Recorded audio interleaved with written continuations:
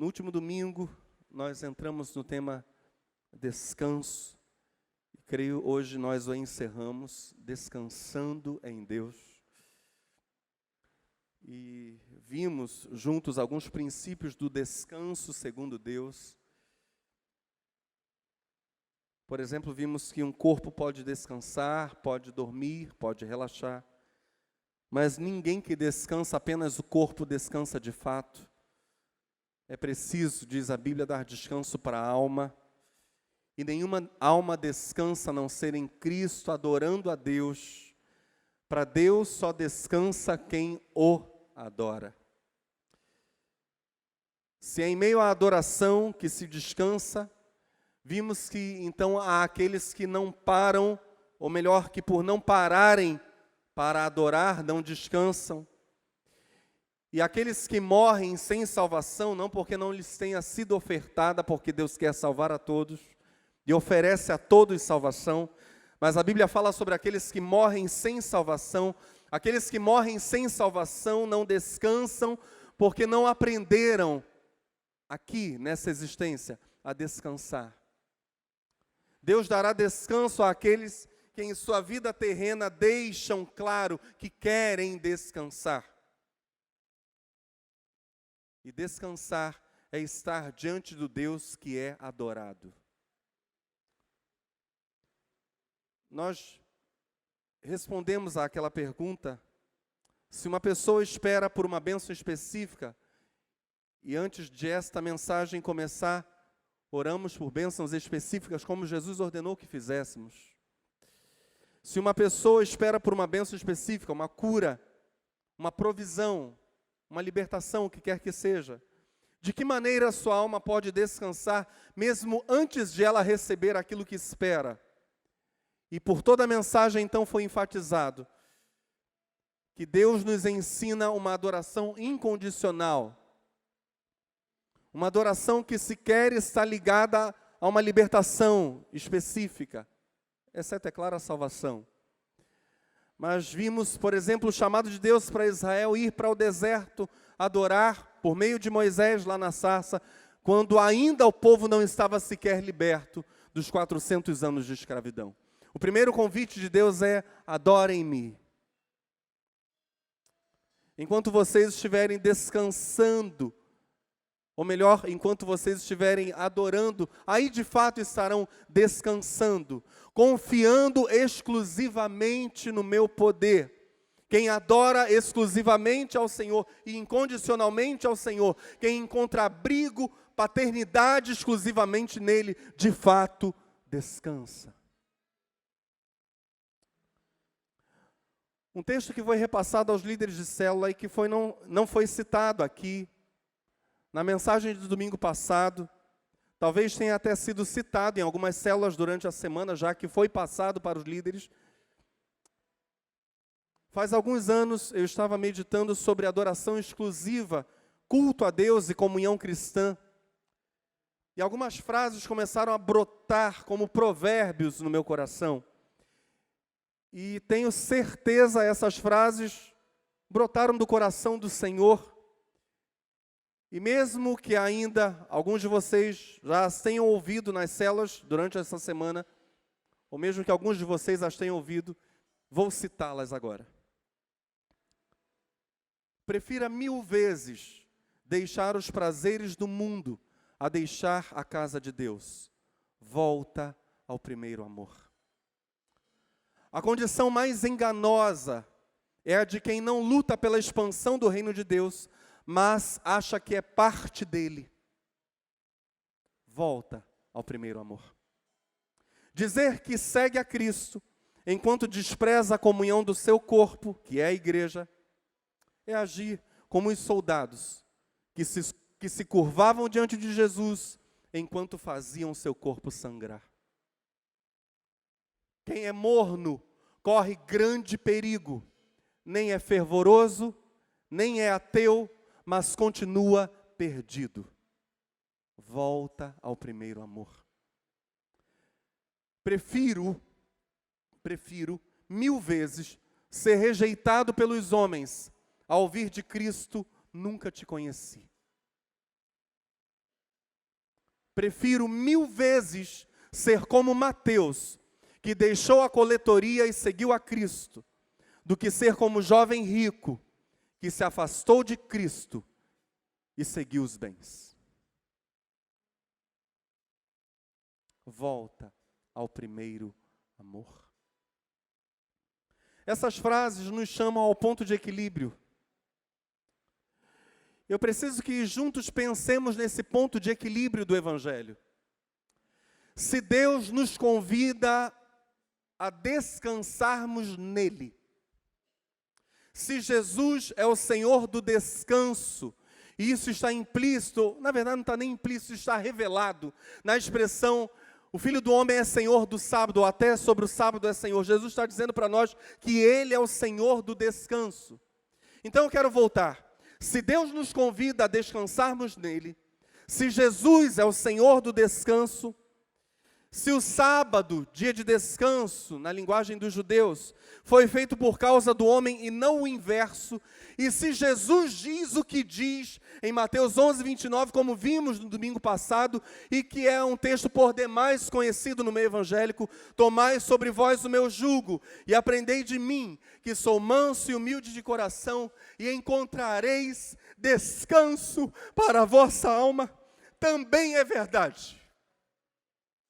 Se tudo isso está no Evangelho, que é no Senhor que se encontra descanso, também é verdade que lemos algo absolutamente contraditório à primeira vista na Bíblia.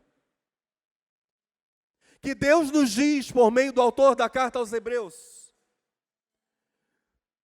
texto que foi lido no domingo passado, em Hebreus capítulo 4, se Josué tivesse dado descanso a esse povo, Deus não teria falado mais tarde a respeito de outro dia. Assim, ainda fica para o povo de Deus um descanso, como o descanso de Deus no 7º dia.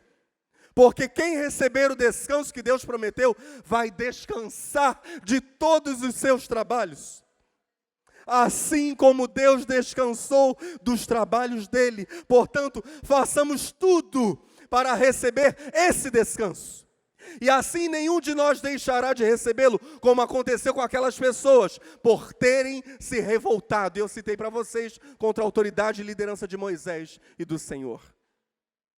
Evidentemente, a contradição aparente é a seguinte: se de um lado Deus nos promete descanso em Cristo, de outro nos diz que ainda resta um descanso, como o descanso do dia de sábado. Ou seja, esta era ainda não é o nosso lugar de descanso. Há um descanso nestes dias, ou nesta era, ou nesta vida, que seria ilícito. Um descanso indevido. Um descanso que eu e você não demos o direito de experimentar. Presta bem atenção nisso. Há um descanso ilegal para nós. Ilícito.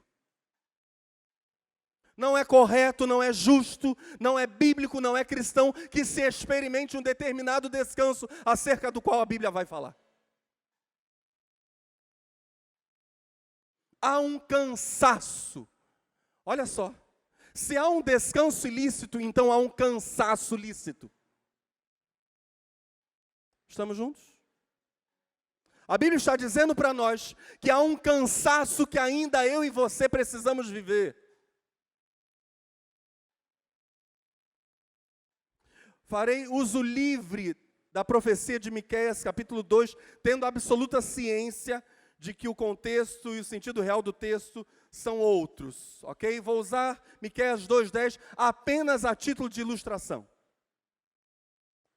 Levantai-vos e andai, porque não será aqui o vosso descanso, por causa da corrupção que destrói, sim, que destrói grandemente.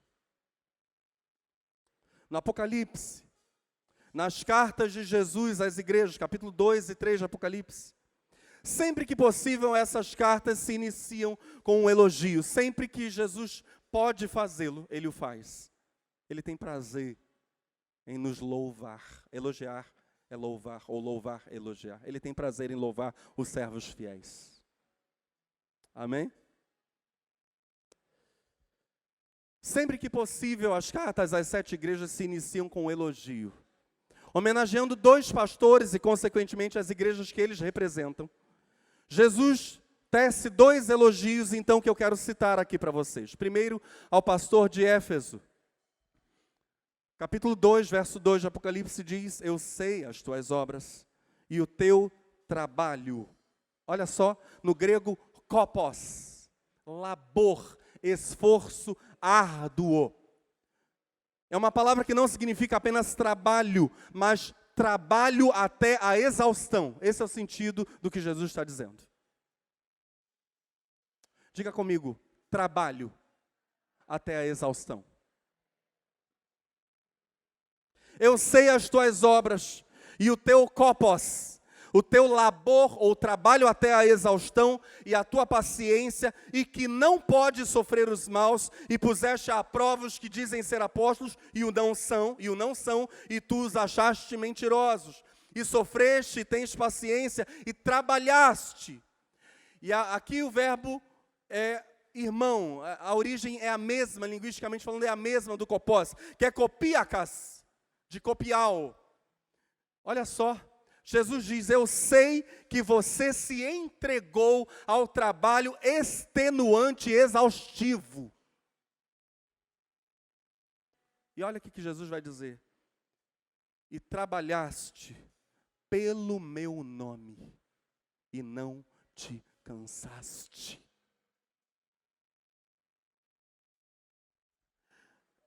Olha a aparente contradição de novo. Porque o verbo é copial, te entregaste ao trabalho extenuante, pelo meu nome, e não te... Essa é a Bíblia. Jesus está dizendo, presta atenção, não te cansaste de te cansar por mim.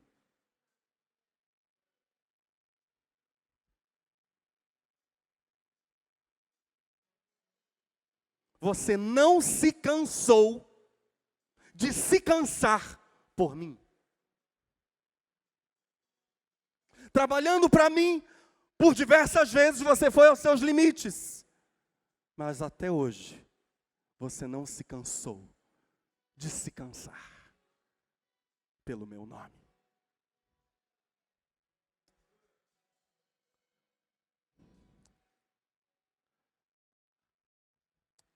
Apesar da famosa repreensão que vai se seguir ao pastor e à igreja de Éfeso, o elogio é extremamente profundo. Jesus começa a carta com um profundo elogio.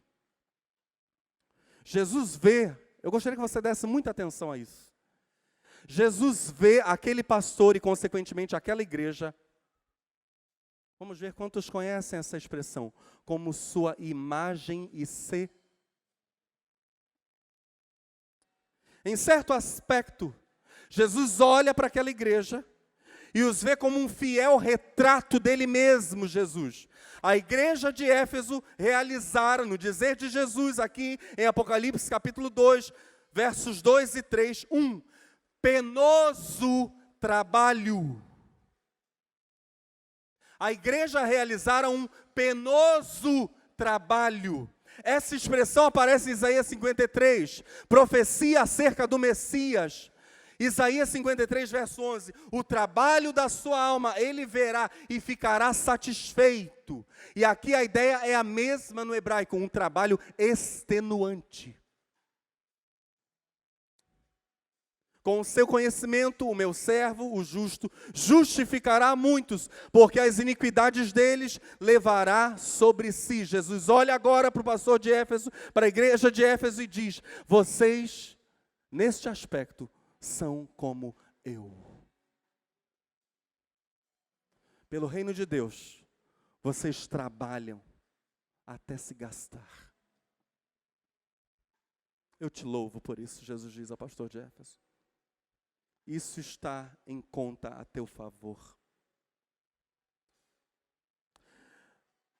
Versos adiante, Jesus vai tecer um elogio ao pastor de Tiatira. Capítulo 2, ainda verso 19, eu conheço as tuas obras.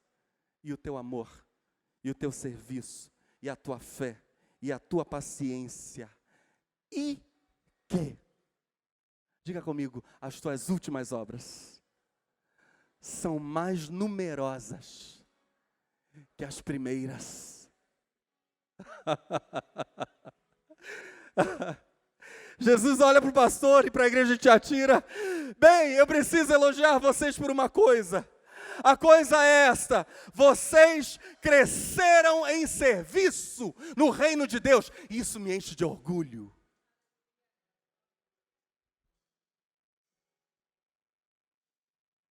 Cada vez mais vocês se entregam, cada vez mais vocês servem, vocês se dedicam. Eu estou orgulhoso.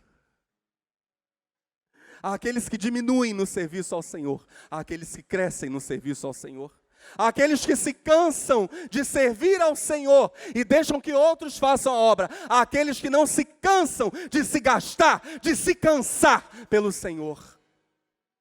São dois grupos aqui em Apocalipse, capítulo 2, que entenderam que ainda resta um descanso para o povo de Deus. O desgaste, é o que Jesus está falando, desgaste pelo reino, pela obra, é fundamental a esta era. Não podemos nos cansar de servir ao Senhor. E não apenas isso, é o que Jesus está dizendo aqui no início do livro de Apocalipse. Devemos crescer em servir.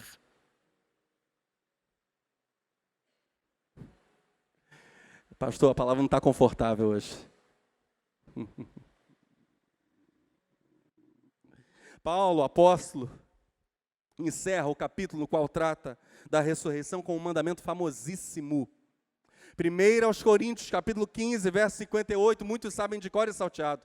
Portanto, meus amados irmãos, sede firmes e constantes, sempre abundantes na obra do Senhor, sabendo que o fruto do vosso trabalho no Senhor não é vão. Paulo, um texto clássico, claramente vai encerrar o capítulo sobre a ressurreição, e eu vou dizer o porquê que eu estou enfatizando isso. Dizendo para nós, irmãos queridos, e agora eu leio em outras versões, meus irmãos queridos, continuem fortes e firmes, continuem ocupados no trabalho do Senhor, pois vocês sabem que todo o seu esforço,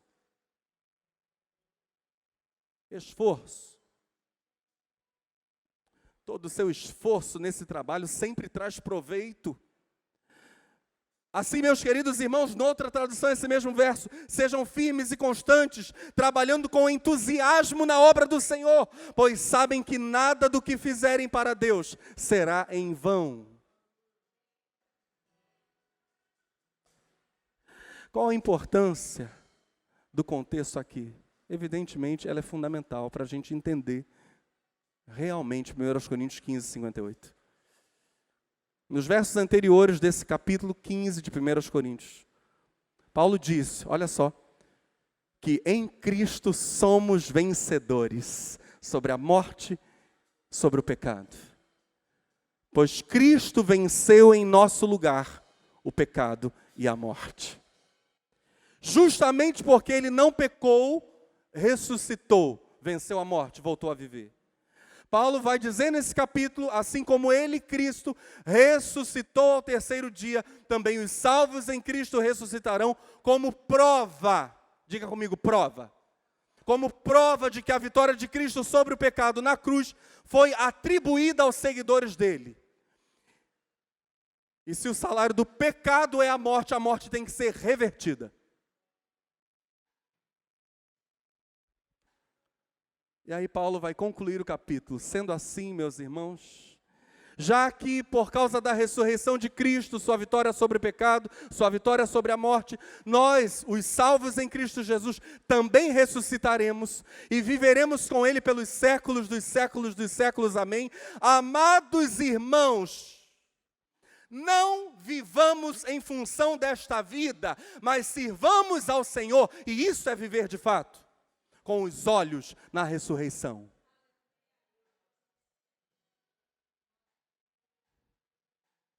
Por isso, Paulo encerra o capítulo 15 dizendo o que diz. Olha para o seu irmão com muito amor, com muito carinho, e pergunta para ele para onde você está olhando.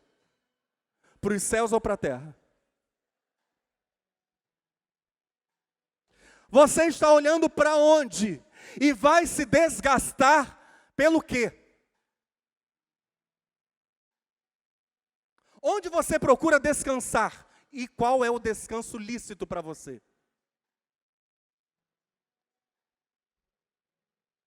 Leonardo Boff diria, no seu livro Jesus Cristo Libertador, que a ressurreição de Cristo é mesmo a antecipação da era dos ressurretos, da era da ressurreição. Há uma nova era que os salvos aguardam, amém? Há uma nova era, a boa, a legítima, que vem de Deus. Paulo faz duas grandes advertências nesse mesmo capítulo 15 de 1 Coríntios. No verso 19, Paulo afirma: se a nossa esperança em Cristo é unicamente para esta vida, nós somos as pessoas mais miseráveis no mundo. Olha só. Se a nossa esperança em Cristo é unicamente para esta vida, nós somos as pessoas mais miseráveis, diz Paulo no verso 19 de 1 Coríntios 15, no mundo. Ou seja, não viver, no dizer de Paulo, em função da ressurreição, viver apenas em função desta existência, é, na verdade, não viver. É um viver para a morte. É dizer ter fé em Deus. E se deixar gastar, eu gostaria que você guardasse isso, e se deixar gastar por um sistema que depois de consumido no dia do juízo, será substituído pela plenitude do reino eterno de Deus. É se deixar gastar por uma coisa que tem os seus dias contados. Como disse o apóstolo Pedro, os elementos ardendo se desfarão, e a terra e as obras que nela há serão aniquiladas. Você está vivendo em função disso? Do nada? Dos versos 32 a 34, a admoestação de Paulo é ainda mais séria. E que valor teria eu haver lutado com feras em Éfeso, se não houver a ressurreição dos mortos? Se não tornarmos a viver, comamos e bebamos, pois que no fim de contas, amanhã morreremos. E acaba-se tudo. Não se deixem enganar pelos que dizem tais coisas. As más companhias, olhem em que contexto Paulo diz isso. As más companhias corrompem os bons costumes. Despertem, acordem e parem de pecar. Porque para a vossa vergonha, eu digo, alguns de vocês ainda não conhecem realmente Deus. Meu Deus. Paulo parece fazer um eco das palavras de Salomão no livro de Eclesiastes. O homem natural, o homem que ainda não conhece realmente a Deus, é um homem do sistema. E aqui o homem que eu estou falando é o homem genérico, homem ou mulher. É um homem do sistema, ainda que por vezes fale contra o sistema. Ainda que o discurso por vezes seja bonito, falando das coisas de Deus. Esse homem natural, na verdade, prefere viver em função do agora, do hoje. Agora é hora de suar e desfrutar. Agora é hora de seguir o exemplo das pessoas bem-sucedidas. Paulo chama isso de sono espiritual. As más companhias corrompem os bons costumes. Despertem e parem de pecar. Salomão, no livro de Eclesiastes, vai dizer que esse é o viver da vaidade. É o viver em função da coisa vã passageira. É viver em função de bens e em função dos outros. Salomão chega a dizer categoricamente que há pessoas que lutam para estar bem, para provar alguma coisa para os demais. Eclesiastes 4, verso 4, também descobri. Por que as pessoas se esforçam tanto para ter sucesso no seu trabalho? É porque elas querem ser mais do que os outros. Mas tudo é ilusão. É tudo como correr atrás do vento.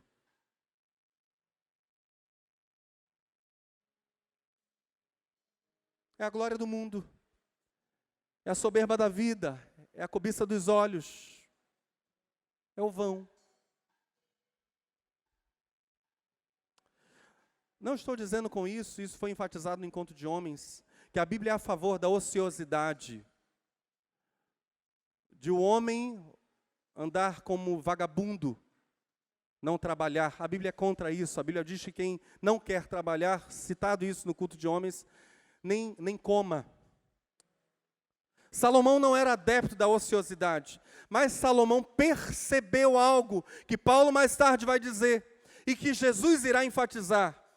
É possível viver e trabalhar por motivações completamente erradas. É possível viver-se uma vida em função de coisa alguma. Mas se o chamado cristão é ser sempre abundante na obra do Senhor, crescendo em amor e serviço, e aí, é claro, nossos trabalhos, nossos empregos, nossos dons, nossos talentos, tudo isso precisa ser para a glória de Deus. Se o chamado cristão é ser sempre abundante na obra do Senhor, crescendo em amor e serviço, com esforço, diz a Bíblia, se Jesus homenageia no início das respectivas cartas aos pastores de Éfeso e Tiatira, dizendo, para o primeiro, em outras palavras, não te cansaste de te cansar por mim, e para o segundo, cresceste em serviço, e isso me enche de orgulho, ainda resta uma pergunta. Quais os efeitos do serviço abnegado a Cristo e ao seu reino? O que isso causa no mundo? Não estou dizendo que cristãos não devam ter bons salários ou bons empregos, nada disso. Mas a grande pergunta que não quer calar é ter essas coisas em função do quê?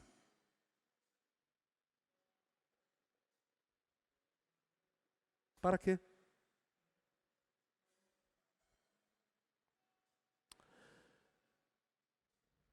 Eu não vou expor teoricamente os efeitos do serviço abnegado a Cristo e ao seu reino. Eu não vou fazer uma exposição sistemática nessa parte final da mensagem. Vou apresentar um resumo, como disse a vocês durante a ministração de louvor. Um breve resumo da biografia do missionário escocês David Livingstone. De origem humilde, David Livingstone teve de começar a trabalhar bem cedo para ajudar em casa. Seu pai era professor da escola dominical. E desde pequeno, David Livingstone sentia no seu coração que Deus o chamava para as missões. Numa reunião de missionários, David conheceu o senhor Robert Moffat. Esse senhor tinha recém-chegado da África, tinha sido missionário. Olhou nos olhos de David Livingstone, Moffat olhou nos olhos de Livingstone e disse: há uma grande planície no norte da África, e eu tenho visto a fumaça que sobe de lá de milhares de aldeias. Nenhum missionário chegou lá até hoje. Imediatamente o menino disse: eu irei para lá. Irei para lá. Passou-se o tempo, Livingstone se preparou. Por 2 anos estudou o dialeto da tribo a qual ele iria abordar, evangelizar. Depois de 2 anos de treinamento, foi. Livingstone, aspas, não foi, parênteses, não foi o primeiro, mas foi, com certeza, dizem os historiadores, um dos maiores exploradores da África. Ele embarcou pela primeira vez em 1841 para o continente africano, para atuar, sobretudo, como missionário. Constatou que as missões naquele território tão pouco povoado não seriam promissoras se ele não viajasse muito e visitasse aqueles povos que, no dizer dos europeus, eram povos selvagens. Os colonizadores chamavam-nos assim. Ao todo, Livingstone percorreu 48 mil quilômetros no continente africano. Ficou fazendo missões na África durante mais de 15 anos. Atravessou 2 vezes o deserto do Kalahari. Kalahari, o nome Kalahari significa o lugar da grande sede. É um deserto que cobre mais de um país, inclusive africano. Navegou o rio Zambeze, de Angola até Moçambique. Foi atrás das nascentes do rio Nilo. Um dos pesquisadores das nascentes do Nilo foi Livingstone. Descobriu as cataratas, e foi ele que deu o nome, as cataratas Vitória.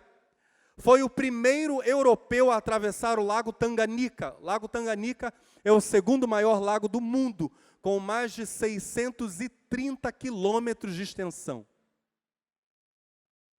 Livingstone cruzou Uganda, Tanzânia, Quênia. Andava a pé, em carros de boi, em canoas. Tratava dos doentes nas aldeias e conquistou assim a amizade dos nativos. Desde o início do seu trabalho na África, combateu o tráfico de escravos, que em 1833 o Império Britânico já havia proibido, mas ainda assim árabes e portugueses o praticavam. Livingstone ficou 6 meses na aldeia do chefe Chitambo. Aprendeu bem a língua, ensinou para os nativos o evangelho. As pessoas ouviram, aprenderam, algumas se converteram. Certa vez não havia água para o povo. O feiticeiro da tribo procurou David e o desafiou a fazer chover. Porque ele havia lutado em rituais para que chovesse e não tinha tido êxito, evidentemente. David Livingstone aceitou o desafio de providenciar água para a comunidade e montou uma equipe de homens e fez a primeira conhecida canalização de um rio para uma aldeia, primeiro sistema de irrigação conhecido no continente africano, nos moldes como para nós é coisa extremamente comum. Mas foi Livingstone quem começou isso na África. Com o passar do tempo e das missões, o avanço das missões, muitas dificuldades foram surgindo. Um dia, uma caravana de homens, mulheres e crianças surgiu diante de Livingstone, ou Livingstone encontrou-os acorrentados, amarrados uns aos outros. Mas eles não estavam sozinhos. Havia traficantes de escravos que estavam chicoteando aquelas pessoas, os homens, as mulheres e as crianças. Miraculosamente, quando viram David Livingstone, o escocês, os traficantes fugiram. E isso foi a causa da libertação de toda aquela população. David Livingstone fundou escolas, fundou missões, abriu caminho para a extinção do tráfico de negros na África. A esposa dele teve um filho, na verdade uma filha, enquanto ele viajava. David Livingstone só teve a notícia do nascimento da criança 1 ano depois. Não soube da gravidez nem do nascimento. 1 ano depois que a criança nasceu, é que ele teve contato com a filhinha. Mas aqui eu quero chegar no ponto crucial.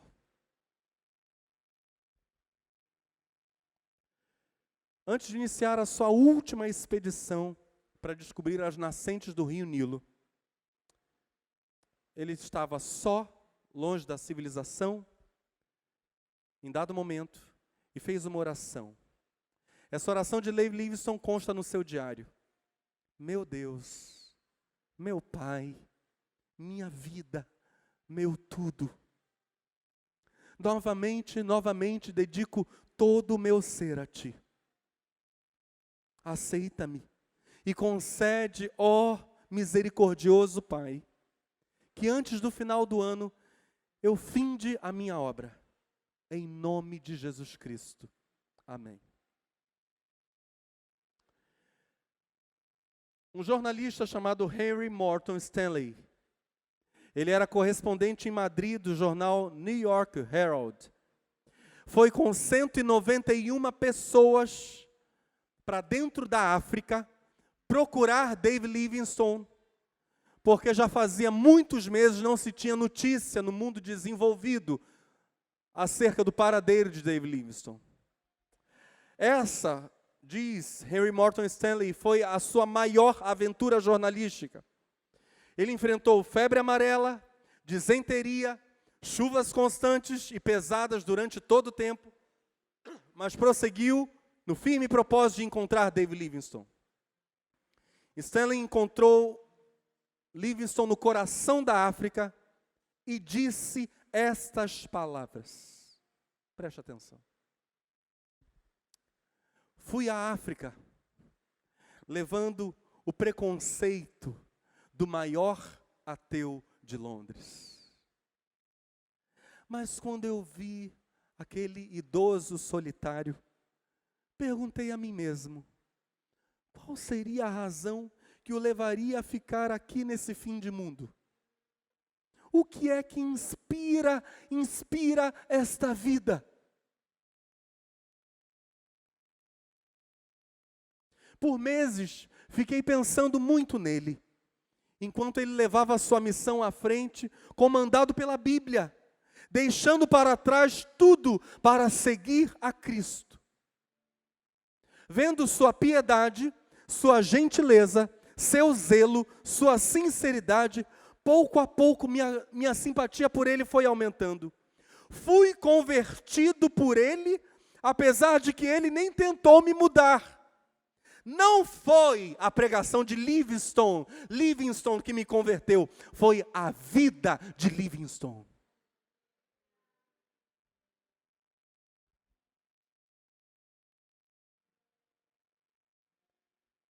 Quais os efeitos de se viver entendendo que aqui não é o descanso? Essa história diz para nós: salvação, cura, libertação de escravos, vida eterna.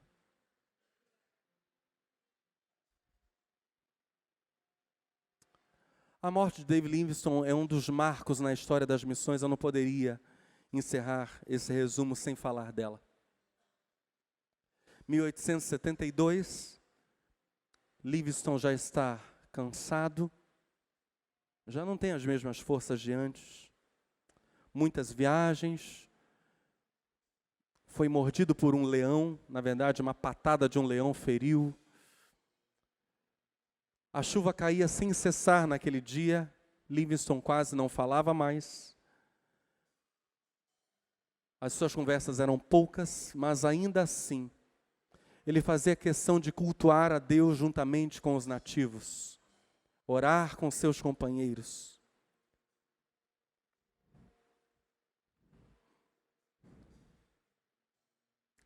De vez em quando ele pedia que colocassem a maca dele no chão. Ele saía da maca e ia orar.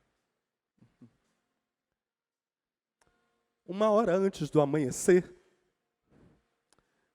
os nativos entraram na cabana de Livingstone. Ele estava assim.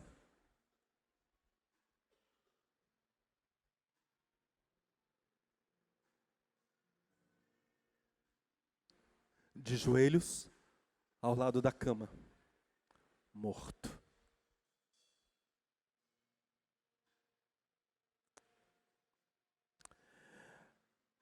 Os nativos não permitiram que todo David Livingstone fosse levado de volta para a Escócia para ser sepultado. Eles diziam que até poderiam levar o corpo, Mas o coração de Livingstone era da África. Hoje há monumentos na Zâmbia e em outros países africanos em honra a esse missionário. O coração do Dr. David Livingstone está na África e foi sepultado mesmo na África. Seu corpo descansa na Inglaterra e sua influência, essa é uma das frases sobre esse homem, e sua influência continua.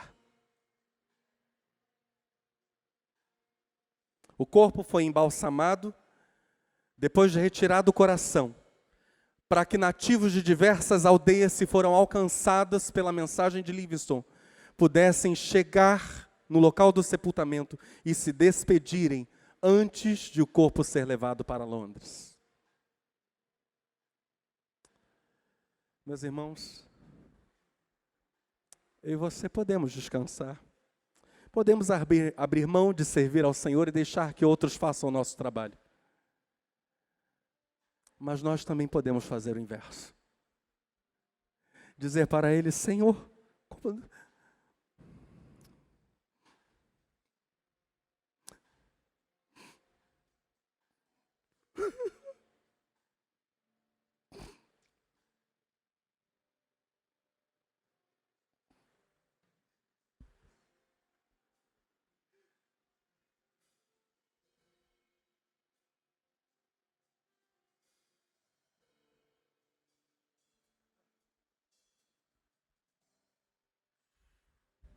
eis-me aqui,